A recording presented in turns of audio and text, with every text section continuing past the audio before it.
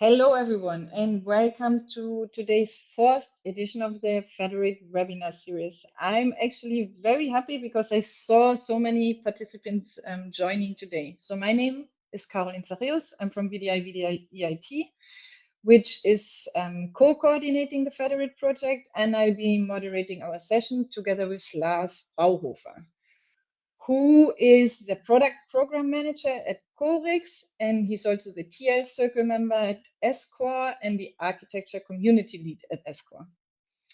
And so what are we planning today? The webinar is initiated by the Coordination and Support Action, as I just mentioned, FEDERATE, and it takes place in the frame of the Software-Defined Vehicle of the Future initiative.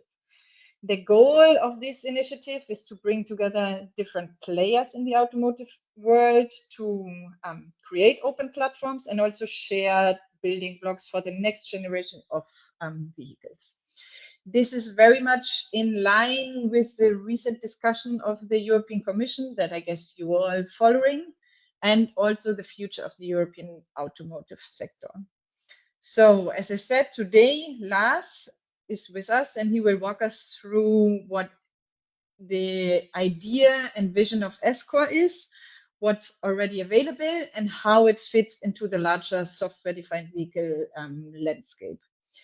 We will also look at why an initiative like this matters, and as it enables collaboration across industries through ecosystems like software-defined vehicle of the future.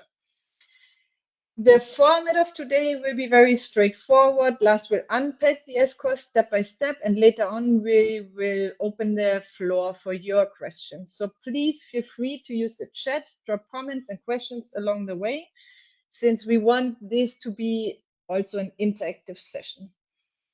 So let's get started. Lars, maybe you can begin by giving us a brief overview, and then I think what is also very important for the audience is to indicate how people can actually actively participate. So the floor is yours. Thank you very much for joining for the webinar in the FEDERATE series. Today, a short introduction in the architectural approach in ESCOR and how can you get involved and contribute. To the agenda, we will start with a short introduction. What are we trying to do in ESCOR and where are we at the moment? Then we will go into the project setup, have a look towards how are we organized in ESCOR, how do we work. Third, we will go into the architecture approach. So how do we define the contents of the stack itself and how do we align on implementation strategies? Fourth, we will then have an active call to get involved in ESCOR as we are approaching the contributions for the 1.0 in upcoming November. And then we will close with a short Q&A. Welcome, introduction and update. So ESCOR is an open source stack for the SDV itself. The goal is really the mixed criticality environment. So what are we trying to do is basically develop safety critical software in the open source to expedite the reuse and avoid duplication costs as we have them today. This should be an enabler for not only software suppliers, but also for OEMs, tier ones, and service providers itself. Because we want to develop a safety critical stack itself, we cannot only be concerned about the code that we will deliver, but we also need to concern around the artifacts that we develop. That is why we have also ongoing work in the definition of the process on how to enable such a development in the open source, the tooling environment that should facilitate this, as well as the coding part. Now the update on the roadmap. Where are we currently? We have successfully identified the features of the 0.5 and have implemented the first versions. We are shortly approaching the feature completeness of the 0.5 in the upcoming month. We have also been busy to close the gaps towards the 1.0. What we were able to achieve is that there is a common alignment about the rough outlook towards the 1.0. What is it that we target functionality-wise? In the next upcoming releases, we will also drive the process further and get our first audit on the artifacts for the 0.5 so that we can then start full steam in 2026 towards a 1.0, which is then intended to be the fully functional stack itself. What is the project setup? How do we work? In ESCOR, there are multiple different groups. The first one is the project lead circle. Project lead circle mainly concerns with the strategic direction of ESCOR.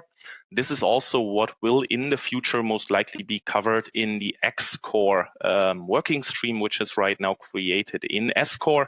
At the moment, however, in the Eclipse itself, however, this is at the moment in ESCOR still.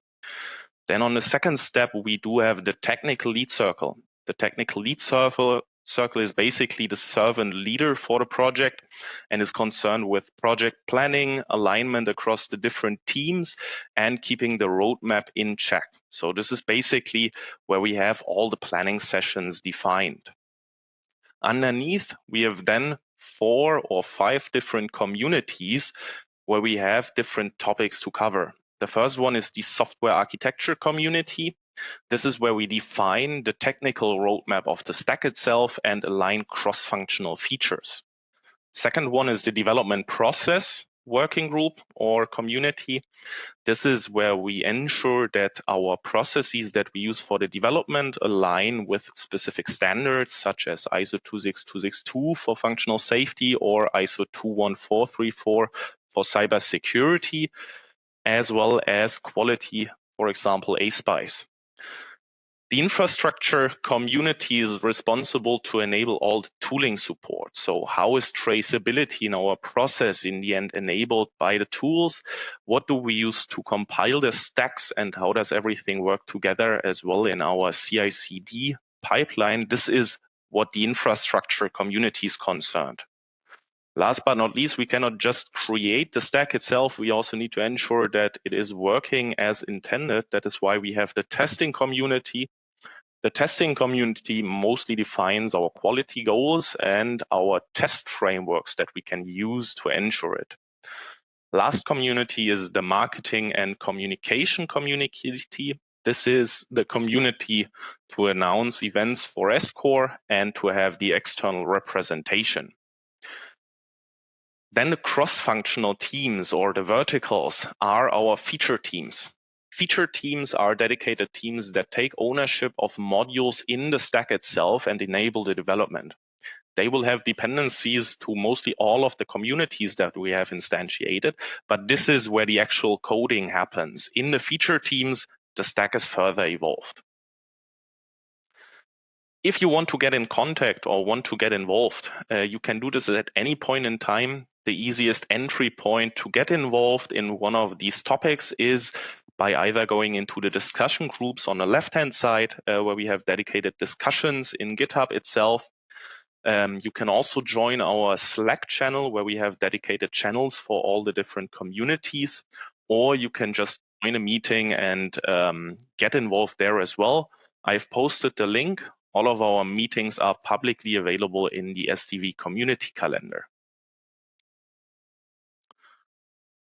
Let's go towards the architecture approach and in detail, how do we evolve the architecture and how does the architecture come to life then afterwards? This is the ESCOR architecture at the moment. How we define the stack is basically by dividing the stack in features. Feature is always intended to have an end-to-end description of all software components involved to achieve a certain set of functionality. And this is the high-level block diagram. All of the components that you see marked yellow here are already available in the 0.5 and are right now being prepared for the feature readiness. If you want to get involved in directly supporting this, you can go towards the respective feature teams. For example, we have a feature team for the fixed execution order framework, for logging, for persistency, orchestration, or communication. This is where you can go and join if you want to actively contribute to the existing features that are already aligned. The second step is the ESCOR 1.0 components. For these components, we have defined the high-level functionality, but we did not align yet on the implementation strategy. So this is also subject for bigger contributions and a call for contributions that we will take a look at in a second. The S-Core architecture is mainly driven also by feature requests. So here a short overview. On the very top, we have the feature requests for the 0.5, including the link to the overview in the project. If you want, feel free to check it out. All the changes are also linked in these feature requests, and you should be able to see the merged functionalities at the moment on our website as well. Underneath, we also have the feature requests planned for the 1.0. These you can as well check out. If you have any ideas for functionalities that are not yet included in 0.5 and 1.0, this is our next step on how you can evolve the roadmap itself. How do we work in the architecture and in the cross-functional teams? This is on a high level our lifecycle concept.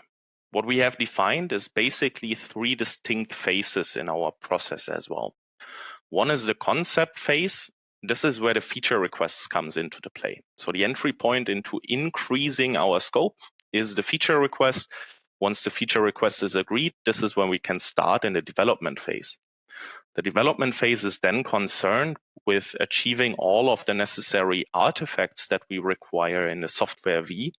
And afterwards, we can then go into a maintenance phase where we actively resolve open problem reports. But these as 3 distinct phases. In the next step, we will take a look to the first 2 and how to get involved in these as well. First is the feature requests. What are feature requests? For us, feature requests define the shared roadmap. So the goal is really to drive the evolution of S-Core. What we do in a feature request is we capture the intended functionality and new ideas. You can compare this a little bit like mechanism like RFCs in other open source projects or enhancement policies. If you know the PEP, for example, from Python or the CAP from Kubernetes, this is going into a similar direction. The goal is really that maintainers and contributors collaboratively align on what the scope of S-Core should be. And for this, we basically require the motivation. What is the problem that we intend to solve? The requirements so that we have the formal entry point towards our development, and in general, other elements that we need to consider for our roadmap direction. If you want to have a reference, one of these feature requests that are agreed and communicated are all merged to our website as well. You can find them under features. And here you have an example for the time feature requests. Feel free to check it out. This is the point where we have the documentations that are agreed in S-Core. Now, what is the goal of the feature requests and how are they evaluated? So if you want to propose a new idea and say, I have an idea about a feature that I would like to position in S-Core, this is the first entry point to get started. What we will check is then certain aspects that are listed here. One is the clarity of the problem statement. So it should be very clear on why we start a certain activity. And please don't use motivation of it is not in S-Core at the moment. I have also seen this lately. However, this is really define what the problem is that you want to solve. This all helps us better to understand why do we want to invest time here. Next is then the clarity of the proposed functionality. So on a high level, what do you want to solve? How do you want to solve it, right? This is not to have defined the detailed implementation already, but it should give the guardrails of how you want to approach the problem itself. The next one is then what we check is there a certain novelty and no feature overlap? So is this feature already existing in the stack itself? In S-Core, we aim for having only one solution for a specific problem. So we want to discourage duplication because we say we want to focus our capacity really in solving a problem. And if we all collaborate on solving the same problem and not diverge in the approaches, we think that we will come up with a very good solution that fits everyone in this direction. That is why ESCOR is also not looking for having multiple implementations for the same problem itself. Third one is then the alignment with the ESCOR scope. In the end, ESCOR is targeted as a middleware stack for the mixed criticality domain. So even though that your functionality might be something that is very good to have, if we see that this is more on the user land, for example, on the application direction, we would advise that this is done in a separate project itself so that we can keep streamlined on the middleware stack itself. Last is then the concept maturity and implementation effort. What we want to avoid basically is that we target features that are not implementable in a reasonable time frame. Reasonable here being very subjective, I would say. We say roughly in the target of 1 to 2 years, so it shouldn't be any research work that is too far in the future at the moment to get them included into the stack itself as well. If you want to take a look on how this exactly works, I've put you also a link to our last architecture workshop, which was in June, where we have reviewed the feature requests for the 1.0. The main body that is involved to evaluate these feature requests is the architecture community, together with the technical leads. Anyone who wants can open up a feature request. You just need to follow the process that I just described. This is how you can extend the scope itself. Okay, after the feature request is agreed, we are aligned in ESCOR and have agreed that this is a functionality that we want to implement. The next step is the call for contributions. This is also the entry phase to our development itself. The goal is really here in the call for contributions to boost the initial development phase. Right now, where we are basically in the storming and forming phase, as we like to call it, we want to be able to quickly develop new features as well. And that means we also want to increase the scope of participants that are actively maintaining ESCOR and deciding on the implementation itself. So the call for contribution is a tool for us to really boost large new features.